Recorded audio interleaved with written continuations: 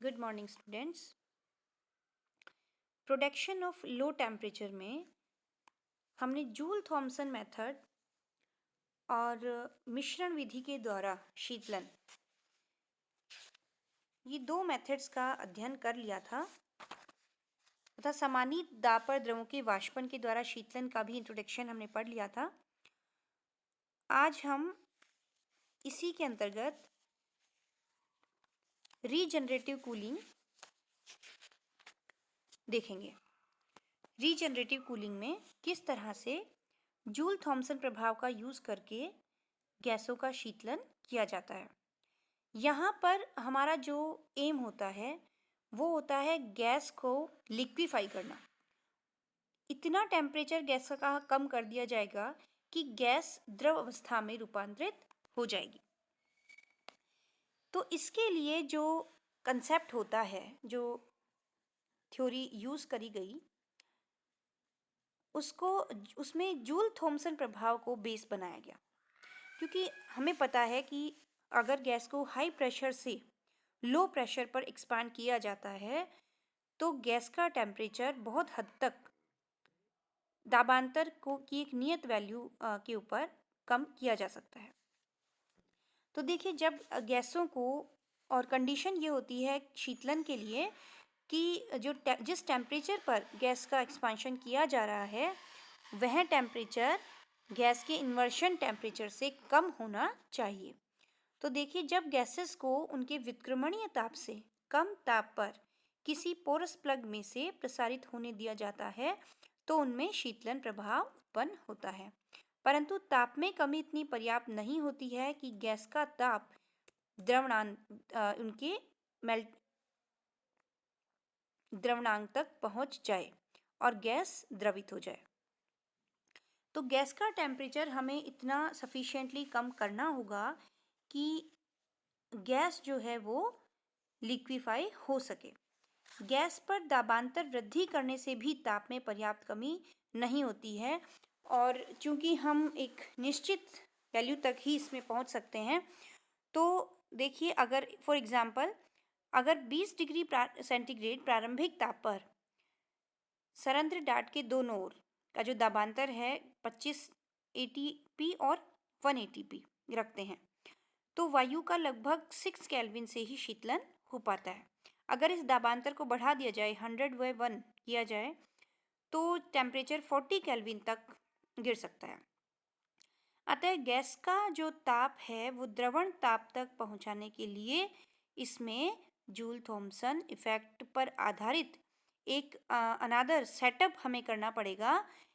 ऐसा सेटअप जिसमें throttling valve पर प्रसारित होती हुई शीतलन गैस के कुछ भाग को अगेन इनपुट पर जो गैस आ रही है उसमें मिक्स किया जाएगा ताकि गैस का प्रारंभिक तापमान ही कम हो सके।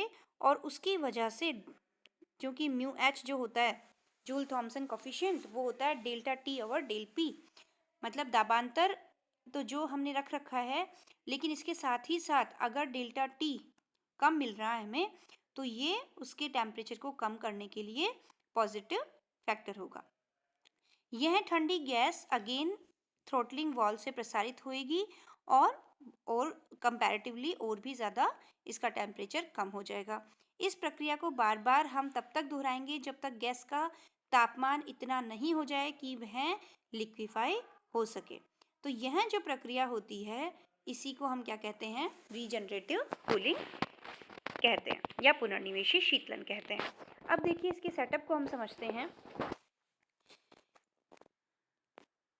यहाँ देखिए, जो डायग्राम दिखा रखा है इसमें एक संपीड़क P या कंप्रेशर P के द्वारा गैस को उसके विक्रमण ताप से कम ताप पर अत्यधिक दाब पर लगभग 100 एटीपी के ऊपर कंप्रेस्ड करते हैं और इस गैस को ट्यूब AB से प्रवाहित किया जाता है।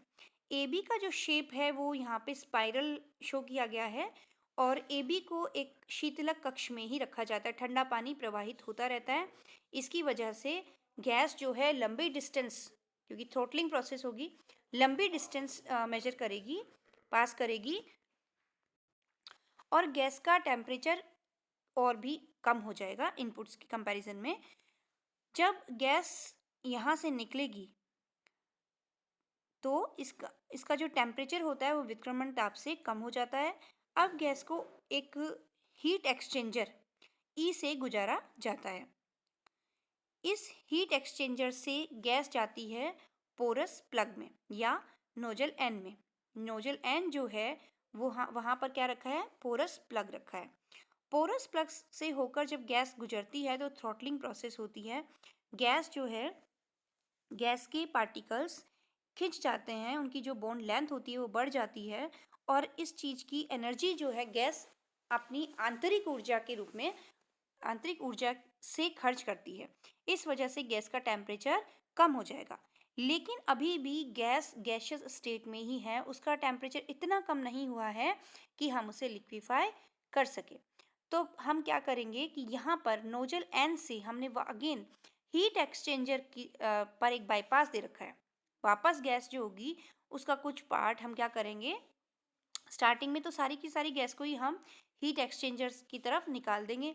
तो जब अब जो गैस इनपुट में जा रही है उस गैस का तापमान इनपुट में जो स्टार्टिंग में हमने जो गैस संपीड़क पी से संपीड़ित करके भेजी थी उस गैस की तुलना में बहुत कम हो चुका है।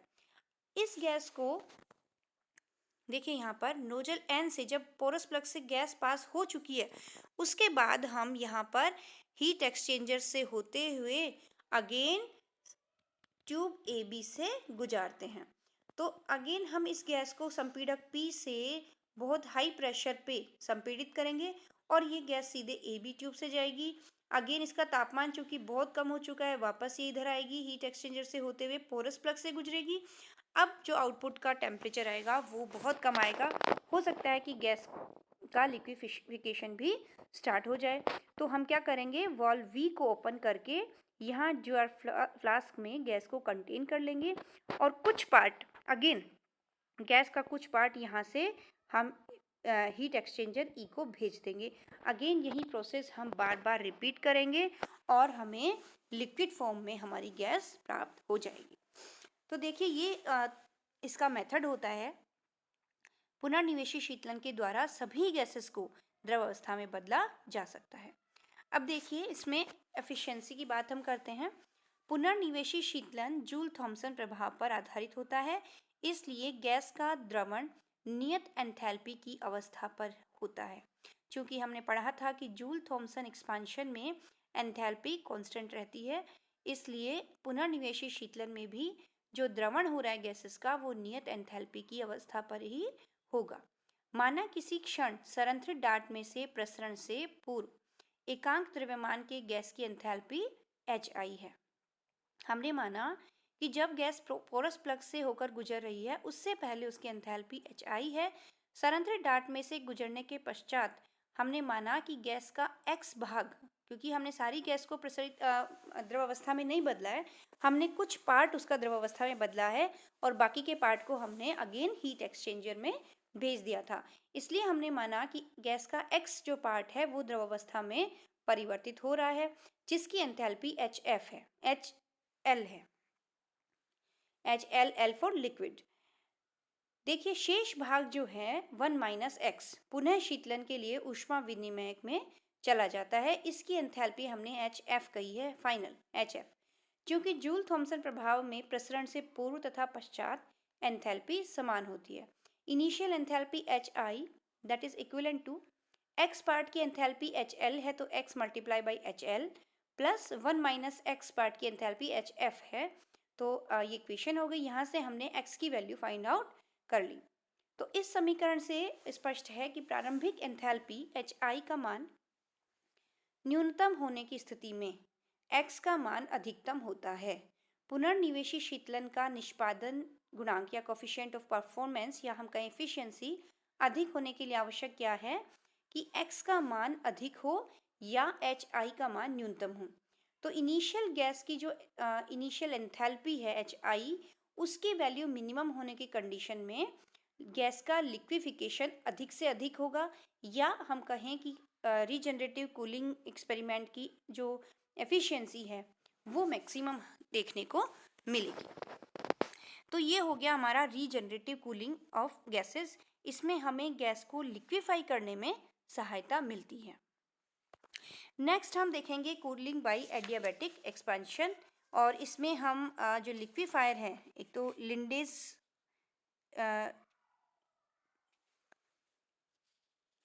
गैस लिक्विफायर और एक है डिवार्स हाइड्रोजन लिक्विफायर। वो पर्टिकुलर हाइड्रोजन गैस के लिए है, क्योंकि हम जानते हैं कि हाइड्रोजन के लिए जो टेम्परेचर इन्वर्शन टेम्परेचर होता है दैट इज़ -80 डिग्री सेंटीग्रेड, जो कि बहुत कम है।